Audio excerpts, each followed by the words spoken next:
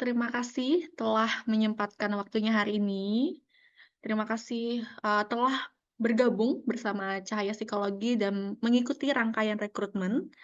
Hari ini adalah internal training seperti yang telah kami janjikan di awal. Kita akan mempelajari berbagai skill bersama-sama dan mengembangkan potensi. Kalau materi hari ini adalah personal branding dan public speaking berdasarkan keilmuan psikologi. Kalau kita mau ngomong public speaking sama personal branding, pasti banyak praktisi dari bidang lain ya. Apalagi kalau kita ngomongin public speaking, itu bisa dari MC, bisa dari penyiar radio, ataupun pembawa berita. Tapi hari ini saya mau menyampaikan dari sudut pandang keilmuan psikologi. Gimana sih menjadi public speaker yang baik, yang tentunya skill ini akan teman-teman gunakan nantinya ketika mengisi seminar di Cahaya Psikologi maupun dalam pertemuan-pertemuan lainnya di kehidupan teman-teman masing-masing, seperti itu. Nah, kalau di psikologi sendiri, itu personal branding dan public speaking itu dipelajari di, psikologi komunikasi.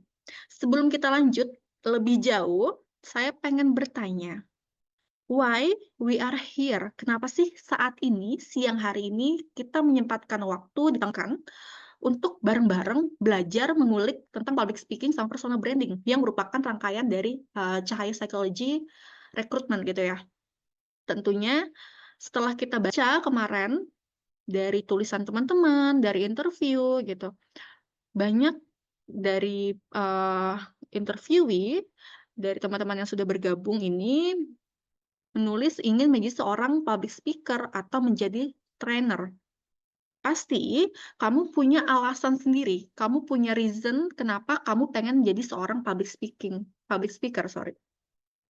Nah, alasan ini harus dicari dan dipegang kalau suatu saat kamu merasa ingin menyerah untuk mencapai goals-mu, kamu harus kembali ke titik awal kenapa kamu ingin menjadi seorang public speaker, kayak gitu.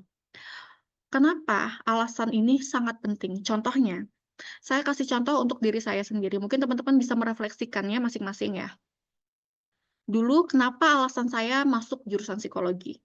Saya sangat tertarik ke jurusan psikologi karena jurusan itu bisa untuk saya aplikasikan di kehidupan saya sehari-hari. Sejak SD, saya sangat tertarik sama psikologi. Saat masuk SMP, saya sering tuh nonton yang namanya ESQ, kalau teman-teman pernah lihat di TV ya. ESQ itu kayak acara, motivasi, training, kayak gitu. Nah, dari situ saya sangat ingin menjadi seorang public speaker yang menyampaikan materinya berlandaskan ilmunya psikologi basic-nya.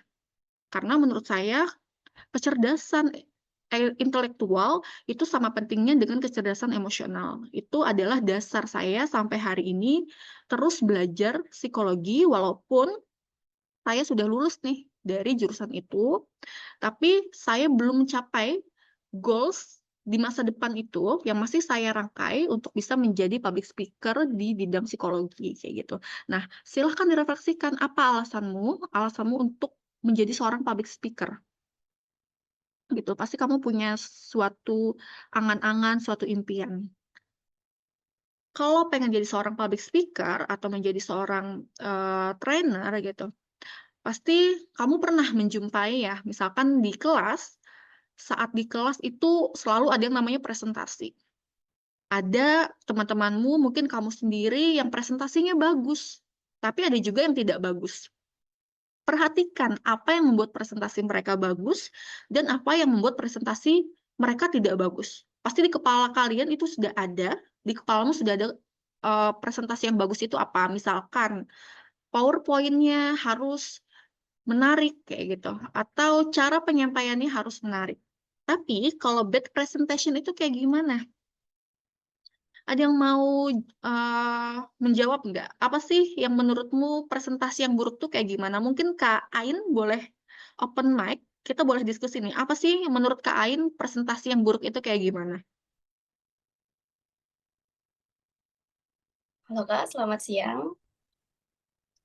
Kalau menurut aku presentasi yang mungkin bad, ya itu kayak penyampaiannya tuh kurang jelas,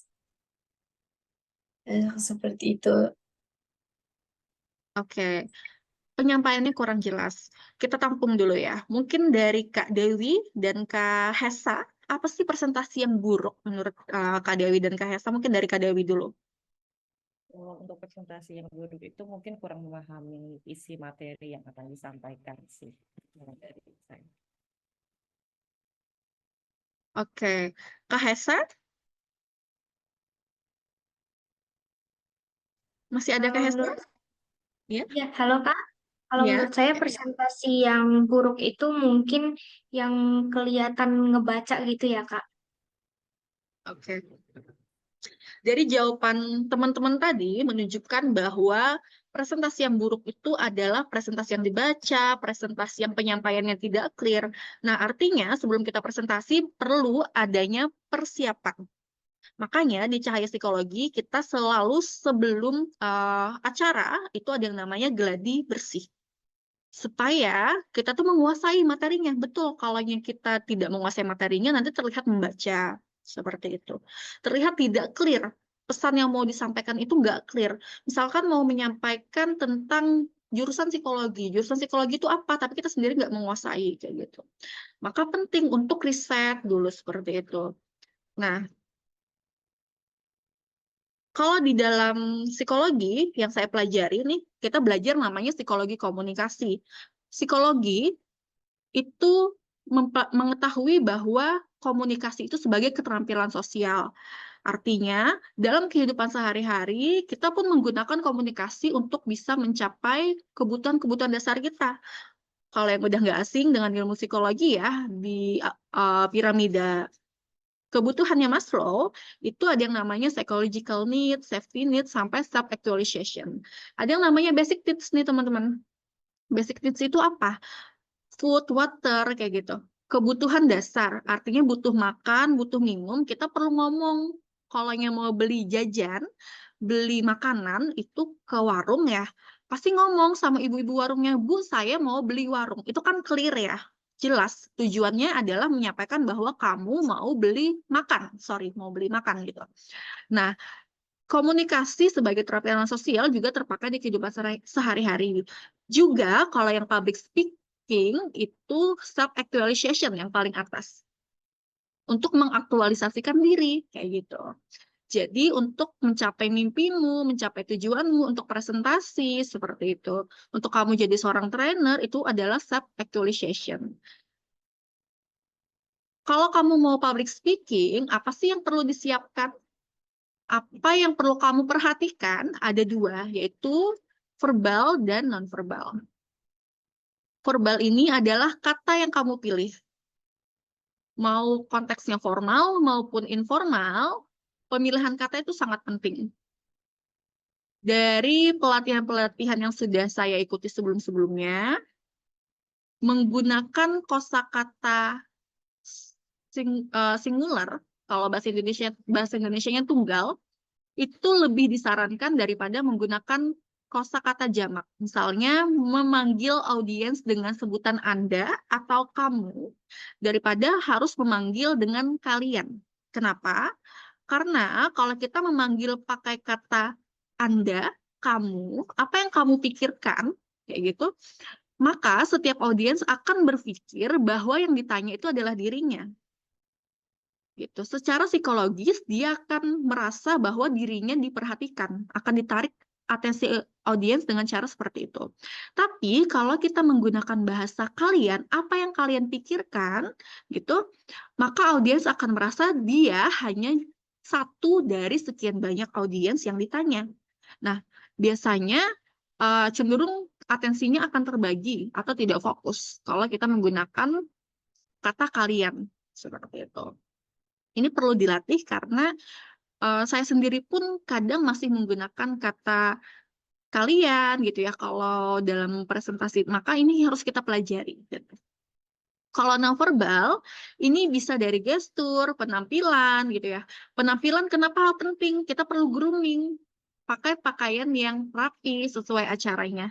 Kalau acaranya informal, pakaiannya seperti apa? Kalau pakaian formal seperti apa? Karena dalam psikologi sendiri ada yang namanya halo effect.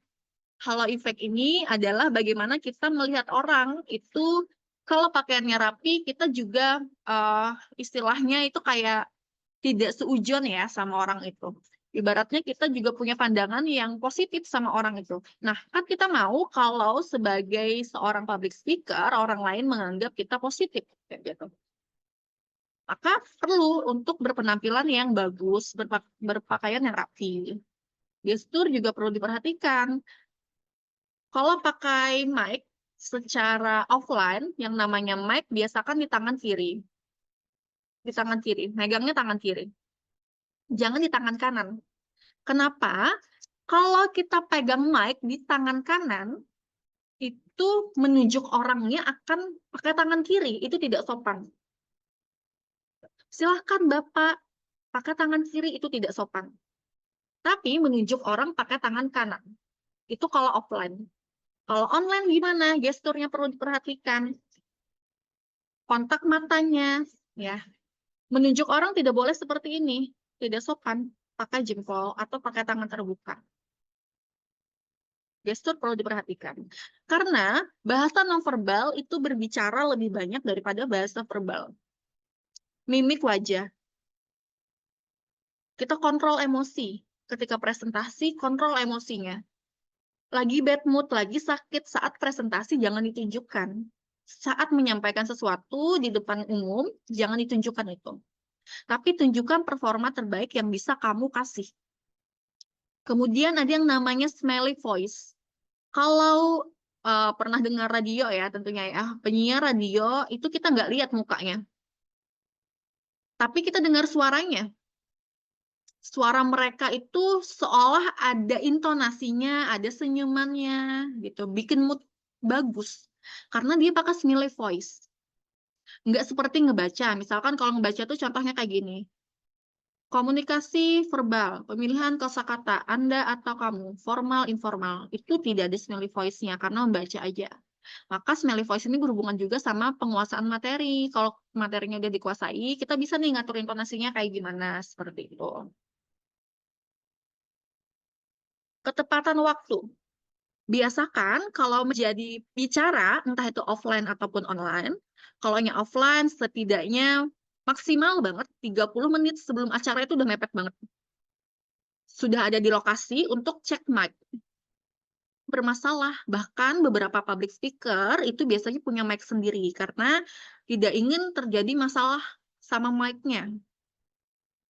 Kalau memang tidak punya mic sendiri dan harus pakai mic dari penyelenggara, pastikan mic itu berfungsi. Makanya sejam sebelumnya udah ada di lokasi untuk cek mic, cek panggung, enak nggak jalannya kayak gimana? Enak nggak untuk menyampaikan materinya di panggung itu, gitu. Kalau menggunakan Zoom, misalnya pertemuan online, maksimal banget juga 1 jam sebelumnya untuk cek apakah speakernya terdengar, apakah kameranya bisa merekam dengan baik, kemudian sinyalnya, dan segala macamnya. 1 jam itu adalah maksimal sebelum kamu tampil atau kamu mempresentasikan sesuatu. Seperti itu. Jadi jangan sampai audiens yang nunggu kamu. Kamu nunggu audiens nggak apa-apa karena kamu yang mau perform. Ini mengurangi juga gugup ya. Kalau kita sudah well prepare, gugup itu nggak ada. Materi dikuasai, panggung dikuasai, nggak ada lagi yang namanya gugup. Oke. Selanjutnya, nah kemarin saya udah kasih di grup buat teman-teman membuat presentasi dalam waktu 1 menit. Nah, presentasi itu harus ada strukturnya. Kalau kita ngomong ngalur ngidul, intinya apa? Nggak ada intinya. Gitu. Kayak hari ini saya mau menyampaikan tentang public speaking sama personal branding. Sudah ada, harus apa? Awalnya apa? Di tengahnya apa? Endingnya apa? Gitu. Nanti kita akan latihan, akan saya kasih contoh dulu. Di sini. Awal, beginning, middle, dan ending. Beginning-nya saya mau cerita ini, 3 fakta penting tentang jurusan psikologi. Isinya apa, dan kesimpulannya apa. Gitu. Oke, saya coba ya. Mungkin ini bisa digunakan juga untuk misalnya mau buat konten, kayak gitu, karena waktunya hanya 1 menit. Oke. 3 fakta penting 3 fakta penting tentang jurusan psikologi. Pertama, kamu tidak harus dari jurusan IPA, artinya kamu bisa dari jurusan IPS, bahasa, bahkan sekolah kejuruan. Kedua, ilmu psikologi dapat membantumu dalam mengelola permasalahan sehari-hari, karena kamu akan mempelajari mengenai lingkaran kendali, individual differences, hingga resolusi konflik. Yang ketiga, sekarang pendidikan profesi dan magister psikologi sudah dipisah loh. Kamu bisa memilih ingin menjadi praktisi ataupun menjadi ilmuwan. Jadi, semua orang dengan berbagai latar belakang dapat mengambil jurusan psikologi yang akan berguna dalam kehidupanmu sehari-hari. Gimana? Apakah kamu tertarik? Nah, itu contoh menggunakan struktur. Ada awal, tengah, hingga akhirnya. Kita latihan. Mungkin dari saya mau dari Kak Hesa deh. Boleh Kak Hesa open mic dan menyampaikan materinya. Boleh apa aja, nggak mesti materi yang berat-berat kok. Misalkan cerita tentang kesukaannya, hobinya gitu ya.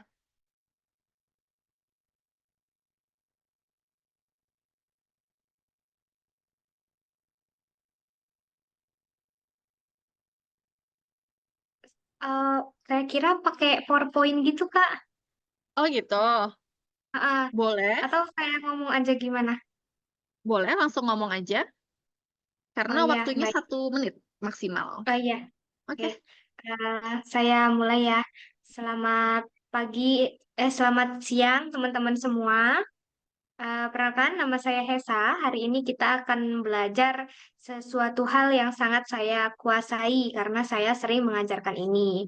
Nah, namanya itu water image. Itu adalah salah satu alat tes psikologi yang biasanya digunakan untuk tes psikotes sekolah kedinasan ataupun seleksi Polri, BUMN, dan yang lainnya.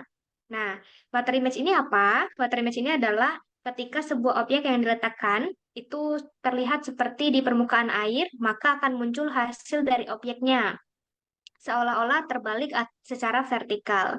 Nah, water image ini berguna untuk kemampuan penalaran, di mana water image ini nantinya akan mampu untuk memeriksa kemampuan seseorang dalam memetakan seolah-olah mereka itu sedang melihat refleksi dari gambar-gambar itu.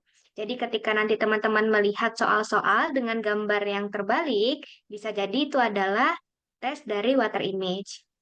Begitu mungkin, Kak. Oke.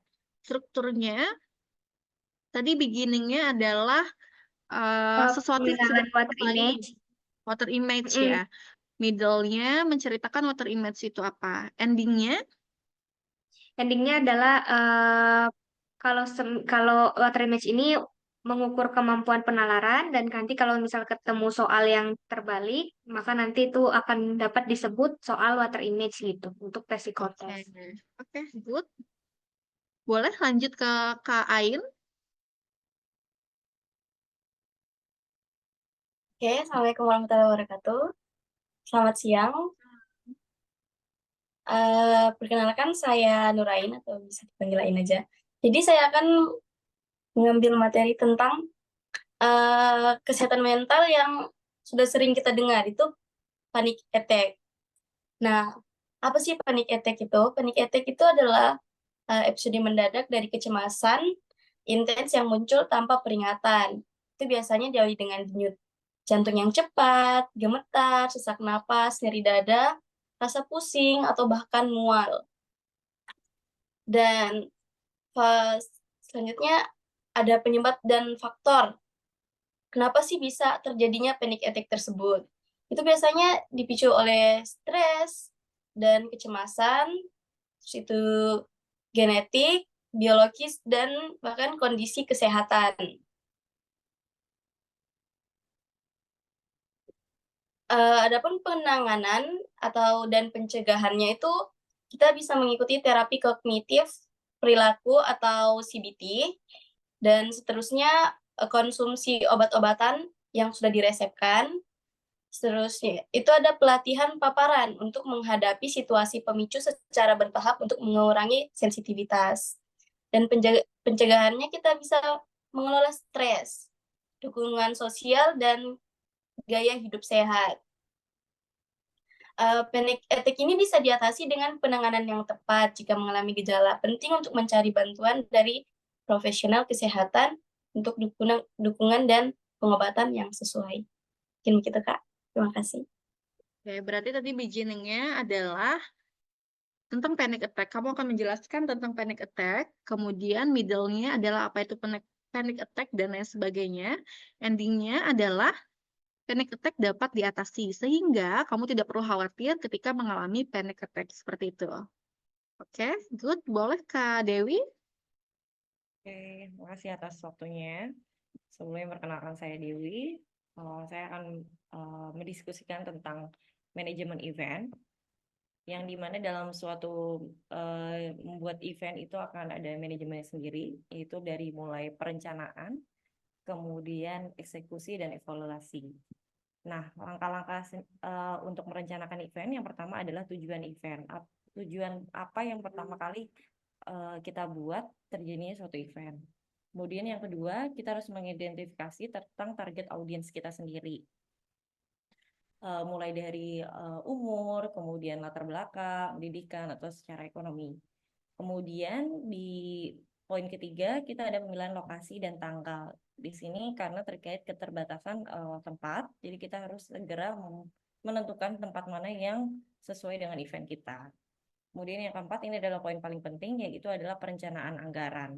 Nah, di sini kita harus mempersiapkan anggaran secara detail untuk operasional, kemudian untuk pembayaran hal-hal lain terkait teknis, kemudian untuk dana darurat juga. Selanjutnya, menyusun dengan agenda-agenda dan jadwal acara kegiatan. Selain itu, dalam manajemen event kita juga perlu menggunakan strategi pemasaran dan promosi. Di sini nanti akan kita identifikasi lagi terkait saluran promosi yang kita gunakan melalui media sosial kah, atau melalui media konvensional, kemudian melalui email, ataupun melalui kerjasama dengan komunitas atau partnership lainnya. Selanjutnya, dalam strategi promosi kita juga menyiapkan pesan utama, pesan apa yang ingin disampaikan kepada audiens. Kemudian kita juga menentukan jadwal promosi, kapan saja kita menentukan waktu-waktu prime time untuk mempromosikan acara kita. Dan diakhiri dengan kolaborasi dengan komunitas lain ataupun dengan influencer.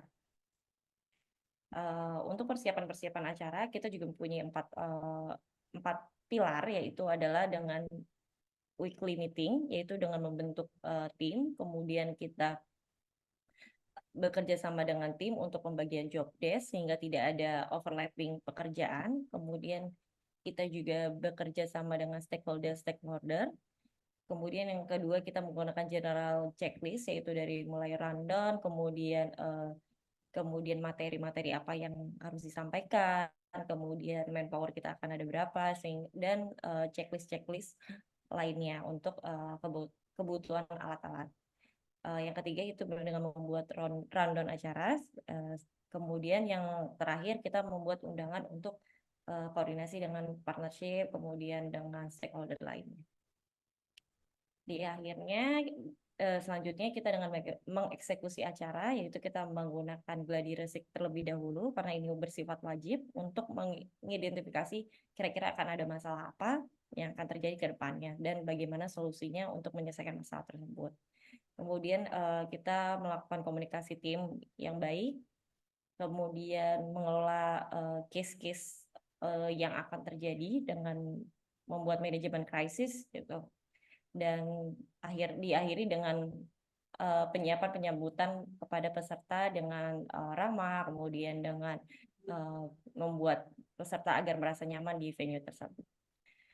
Kemudian yang terakhir adalah evaluasi. Setelah event kita melakukan evaluasi. Kira-kira case apa saja masalah yang sudah terjadi, kemudian solusi yang dilakukan seperti apa, dan kira-kira ada kritik dan saran apa untuk melakukan manajemen event selanjutnya. Sekian dari saya, kurang lebihnya mohon maaf. Wassalamualaikum warahmatullahi wabarakatuh. Oke, sudah ada poin-poin ya. Tadi ketika di middle-nya sangat bagus sekali, ada poin-poinnya, ada beberapa poin yang ingin disampaikan. Gitu. Endingnya berikan kesimpulannya. Jadi kesimpulannya apa dari semua yang disampaikan seperti itu. Good. Ada lagi yang baru join nggak? Nggak ada ya? Belum ada yang join lagi. Oke. Jadi kesimpulannya dari public speaking, only the prepared speaker deserve the confidence. Kesimpulannya, kalau yang kita sudah prepare, itu bisa bikin kita confidence. Tapi kalau kita tidak prepare, tidak ada persiapan, artinya materinya tidak disiapkan sendiri, materi itu disiapkan oleh orang lain, itu bikin kita gugup, presentasinya nggak maksimal gitu. Makanya preparation itu sangat penting.